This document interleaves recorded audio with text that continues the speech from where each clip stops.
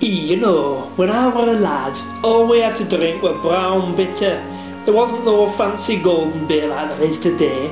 I cut my drinking teeth on pints of directors and Gibbs Mules beers and pints of flowers, except of course I'm not from Yorkshire, so I wouldn't have done it like that. I grew up in rural Wiltshire, so I'd have gone in and, all right mate, pint of flowers thanks, sounding a bit like a bad Justin Lee Collins. But it was, back then it was much simpler. Bitter was brown and lager was yellow, and there wasn't anything in between. And then in about 1988-89 there was a new generation of beers created.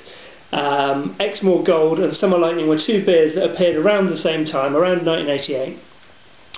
And all of a sudden things changed.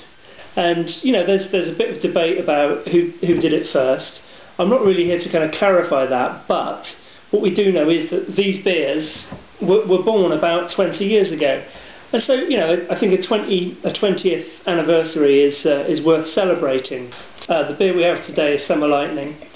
Now, I've chosen Summer Lightning because it's a beer that has a certain affection in my heart.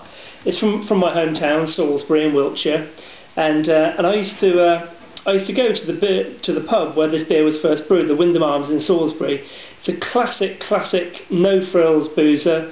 The guy who started the brewery, John Gilbert, the brewer there, I used to see him in the pub a lot of the time, really enjoying the fruits of his labours.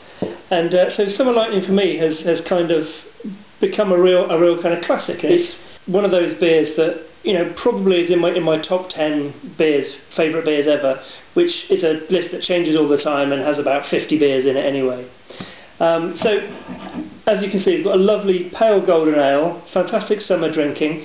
It's got that lovely crossover appeal. It's an ale, but it's something that will appeal to lager drinkers. And the nose is wonderful. It's got a lovely kind of pale malty nose, and there's a slight citrus element to it, and there's also a little bit of spice in there, like a coriander or lemongrass or something sort of vaguely Asian about it.